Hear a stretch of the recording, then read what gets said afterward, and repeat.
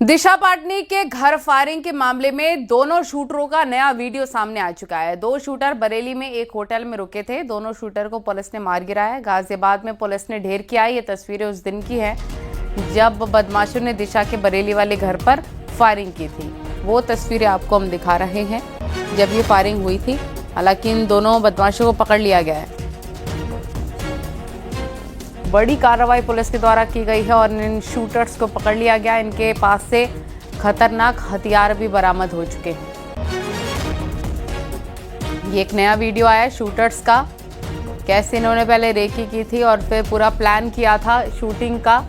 Hotel में रुके थे दोनों शूटर और वो होटल में रुकने का वीडियो भी हम आपको दिखा रहे हैं कि इनकी कैसे प्लानिंग थी। इनकी शक्लें भी आप देख सकते हैं।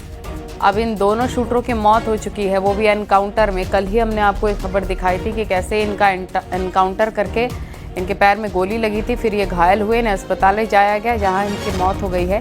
ये भागने के फिराक में थे और पुलिस ने सेल्फ डिफेंस में गोली चलाई और इन दोनों को ढेर कर दिया है।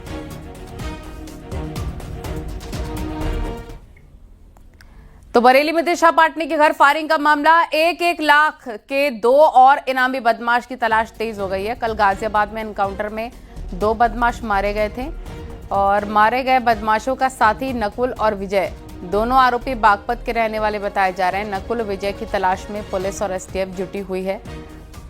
आपने कल देखा था जब दोनों बदमाशों को ढेर किया गया तो पुलिस की तरफ से भी कहा गया कि 2 और बदमाश हैं, वो फरार हो गए हैं। उनकी तलाश की जा रही है और जल्दी ही उन लोगों को भी पकड़ लिया जाएगा क्योंकि बाकी थानों की फोर्स भी इसमें लगी हुई है।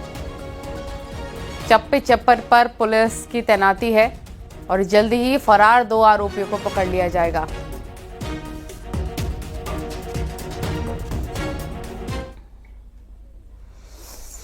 और दिशा पाटनी के पिता जगदीश पाटनी ने मुख्यमंत्री योगी आदित्यनाथ का आभार जताया है। जगदीश पाटनी ने सीएम योगी से फोन पर बात की और मुख्यमंत्री योगी का धन्यवाद किया है। साथ ही कहा कि मुख्यमंत्री योगी आदित्यनाथ की बदौलत मेरे परिवार को अभयदान मिला है।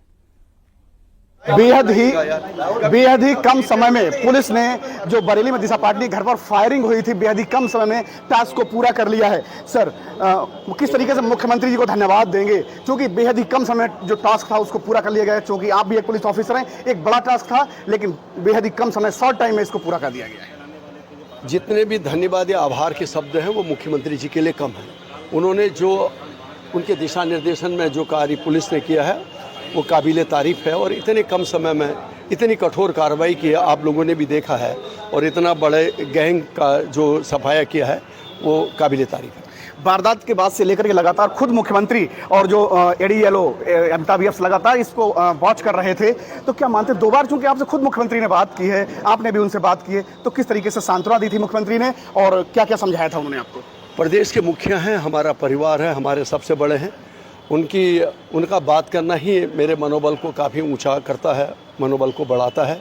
उन्होंने मनोबल को बढ़ाया, विश्वास दिलाया कि आप किसी तरह परेशान नहीं होंगे, पूरा प्रदेश आपके साथ है। खुद पुलिस ऑफिसर रहे हैं आप, एक बड़ा चैलेंज था, कितना बड़ा चैलेंज हो सकता था ये पुलिस के लिए और किस तरीके से इसको कामयाबी मिलना, एक देखा जाए बड़ी कामयाबी मानी जा रही है, तो किस तरीके से चैलेंज हो सकता था ये पुलिस के लिए? चैलेंज रहा होगा, बहुत बड़ा चैलेंज था, बहुत बड़ा चैलेंज था। मैं एक पुलिस ऑफिसर की उससे बता रहा हूँ कि अगर शूटर आएँ, और चूँकि आज शूटर भी बहुत स्मार्ट हो चुके हैं लेकिन पुलिस उससे कहीं ज़्यादा स्मार्ट है, बहुत बड़ा चैलेंज था, लेकिन उन्होंने इतने कम समय में इस कार्य को अंजाम तक पहुंचाया, उसके लिए वो सब बधाई के पात्र हैं। और यूपी के ADG law and order Amitabh Yash ने न्यूज़ 18 से खास बातचीत की। यूपी में माननीय मुख्यमंत्री जी का स्पष्ट निर्देश है कि यहाँ अपराध के प्रति पूरी तरह से जीरो टॉलरेंस की नीति है। इस प्रकार के खौफ फैलाने वाले गैंग्स, खास करके संगठित गैंग्स पर तत्काल कार्रवाई हेतु निर्देश माननीय मुख्यमंत्री जी द्वारा दिया गया। इसी के तहत कार्रवाई करते हुए यूपी एसटीएफ, जनपदीय पुलिस ने लगातार धरातलीय अभिसूचना संकलित किया। साथ ही आने जाने वाले सभी रूट्स के सीसीटीवी फुटेजेस को खंगाला। आसपास के प्रदेशों में की पुलिस के साथ समन्वय बिठाकर जो भी सीसीटीवी फुटेज से जानकारी प्राप्त हुई थी उसके संबंध में जानकारी किया और दोनों शूटर्स को आइडेंटिफाई किया। इसके अलावा ये भी जानकारी मिली जबकि 2 अन्य व्यक्तियों द्वारा घटनास्थल की रेकी की गई थी और यूपी पुलिस ने शूटर्स को तलाशना शुरू किया और साथ ही दिल्ली पुलिस की स्पेशल सेल की मदद भी ली। इन 2 अपराधियों के साथ आज हुई मुठभेड़ में ये दोनों मारे गए हैं, जिसमें रविंद्र और अरुण शामिल हैं। ये दोनों हरियाणा के रहने वाले हैं। इनके पास से 2 सोफिस्टिकेटेड 9mm पिस्टल्स बरामद हुई हैं, जिसमें एक ज़िगाना कंपनी का है और दूसरा ग्लॉक है। इनके पास से काफ़ी भारी संख्या में कारतूस भी मिले हैं। इनके द्वारा पुलिस पर ताबड़तोड़ फायरिंग भी की गई और लेकिन इस मुठभेड़ में इन दोनों की मौत हो गई है। और बड़ी खबर आपको बता दी, मुरादाबाद में समाजवादी पार्टी के कार्यालय का आवंटन निरस्त कर दिया गया है। आवंटन निरस्तीकरण के साथ कोठी खाली करने के लिए पार्टी के जिला अध्यक्ष को 2 हफ्ते का वक्त दिया गया। इससे पहले प्रशासन ने 30 जुलाई को जिला अध्यक्ष जयवीर सिंह यादव को नोटिस जारी कर 1 महीने में कोठी खाली करने का समय दिया था। तब जिला अध्यक्ष ने 28 अगस्त को अपना पक्ष रखा था। पक्ष सुनने के बाद जिला प्रशासन ने शासनादेश का हवाला देते हुए आवंटन निरस्त कर दिया। शासनादेश के अनुसार किसी भी आवासीय और व्यावसायिक भवन का आवंटन 15 साल से अधिक नहीं किया जा सकता है, जबकि सपा कार्यालय 31 साल से संचालित है। इस भवन का आवंटन 1994 में मुलायम सिंह यादव के नाम पर 250 रुपए महीने के किराए पर किया गया था।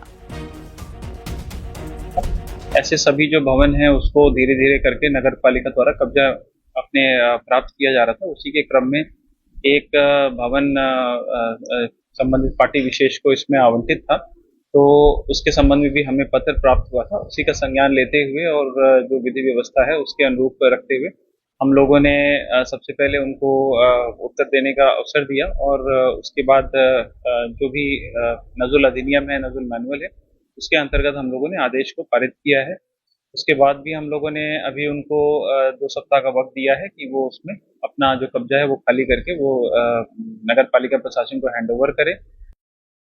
विशाल सक्सेना हमारे सहयोगी फोन लाइन पर जुड़ गया है। विशाल, जो समाजवादी पार्टी का कार्यालय था जो कि मुलायम सिंह यादव के नाम पर था, 2 हफ्ते में अब खाली करना होगा। इसको लेकर सपा की तरफ से क्या सहयोग किया जा रहा है, क्या उनकी तरफ से रिएक्शंस आए हैं? देखिए, बिल्कुल आपको बता दूं, 13 जुलाई 1994 को 250 रुपए मासिक किराए पर सपा के राष्ट्रीय अध्यक्ष जो तत्कालीन राष्ट्रीय अध्यक्ष मुलायम सिंह यादव, उनके नाम ये आवंटित हुआ था। ये नजूल की भूमि जो नगर निगम के इस पे कुछ भवन बने हुए थे, उन्हीं भवनों में से एक भवन था जो आवंटित किया गया था। मुलायम सिंह की मौत के बाद जो सपा की ओर से इसका नामांतरण नहीं कराया गया, साथ ही आवास और व्यवसायिक भवनों के आवंटन में ये भी शासनादेश है कि आवंटन जो है 15 वर्ष से अधिक ना हो, लेकिन इस भवन को 30 वर्ष हो गए। तो इन्हीं सब चीज नियमों का हवाला देते हुए सपा कार्यालय को अब खाली करने का जो है उनका आवंटन निरस्त करते हुए 2 हफ्ते के अंदर खाली करने का नोटिस दिया है। फिलहाल नोटिस जो है वो सपा के जो जिला अध्यक्ष हैं उन्होंने रिसीव कर लिया है। साथ ही उनका ये कहना है कि तहसील के कर्मचारी आए थे, नोटिस रिसीव करा कर गए। इसकी हम विधिक जानकारी लेंगे और विधिक जानकारी लेने के बाद जो भी कानूनी प्रक्रिया है वो अपनाई जाएगी। साथ ही उन्होंने ये भी कहा कि राष्ट्रीय अध्यक्ष जो अखिलेश यादव है उनको भी इस पूरे प्रकरण से अवगत करा दिया है। फिलहाल डीएम ने हमें नोटिस दिया है, लेकिन ऐसे हम खाली नहीं करेंगे, पूरा संघर्ष लड़ेंगे। संघर्ष करेंगे, खाली नहीं करेंगे, उनकी तरफ से कहा गया है। ठीक है, बहुत शुक्रिया आपका तमाम जानकारी साझा करने के लिए।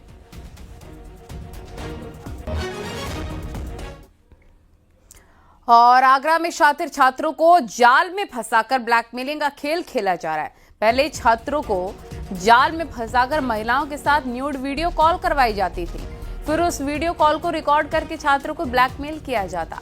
इसके बदले में छात्रों से पैसे ऐंठने का काम होता। 11वीं क्लास में पढ़ने वाला छात्र भी इस गिरोह के निशाने पर आ गया। परेशान छात्र ने इसकी जानकारी अपने पेरेंट्स को दी और पिता की शिकायत पर पुलिस ने केस दर्ज कर पड़ताल शुरू कर दी है। फिर भरतपुर के रहने वाले अजय कुमार को गिरफ्तार किया गया। अजय फिलहाल आगरा के शाहगंज पथौली में किराए के घर में रह रहा था। पुलिस गैंग के दूसरे सदस्यों की तलाश कर रही है। उस पर वीडियो कॉलिंग की जाती थी, इससे पैसे लेता था। उसने काफ़ी लोगों के साथ ऐसा काम किया, ठगी की है। उसे बोला जाता था कि आप वीडियो कॉल करेंगे, ये करेंगे, लेकिन बाद में कभी कभी वीडियो कॉल्स भी नहीं की जाती थी, उनसे बात भी नहीं की जाती थी, उनसे पैसा हड़पा जाता था। इसे बहुत लंबे समय में चला आ रहा था। अब हम इस ऐप पे काम कर रहे हैं कि ऐप किसके द्वारा बनाया गया है, कब से संचालित है, ताकि एक बड़े गिरोह का पर्दाफाश हो सके। छात्रों को भी शिकार बनाया जाता था? जी, हर वर्ग के लोगों को शिकार बनाया जाता था। इसमें छात्रों से लेकर जो बुजुर्ग व्यक्ति थे सबको शिकार बनाया जाता था। काफ़ी लोग इससे इसमें कोई कार्रवाई? जी, इसकी गिरफ्तारी हो चुकी है। बाकी जो इसके पीछे और गैंग के सदस्य हैं या फिर जो ऐप जो संचालित कर रहे हैं उनके ऊपर हम कार्य कर रहे हैं। जल्द से जल्द बड़ा खुलासा करेंगे। सुल्तानपुर के धमौर थाना क्षेत्र में एक लड़के की हत्या के बाद उसका शव नहर के किनारे फेंकने का आरोप है। मृतक का नाम विनोद कुमार है। लड़के के शरीर पर चोट के निशान है। पुलिस ने केस दर्ज कर लिया है, जांच पड़ताल शुरू कर दी। एक अज्ञात व्यक्ति के शव मिलने की सूचना प्राप्त हुई। इस सूचना पर थाना पुलिस तत्काल मौके पर पहुंची और बॉडी को कब्जे में लेकर के पंचायतनामा करके मोर्चरी भिजवाया गया। बाद में पता करने पर इस व्यक्ति की शिनाख्त हो गई। इसके परिजनों ने एक नामजद व्यक्ति के विरुद्ध तहरीर दी है, जिसके आधार पर सुसंगत धाराओं में अभियोग पंजीकृत कर लिया गया है और अभियुक्त की तलाश की जा रही है। शीघ्र ही अभियुक्त की गिरफ्तारी करके इसका अनावरण किया जाएगा। अग्रिम विधिक कार्रवाई इसमें प्रचलित है।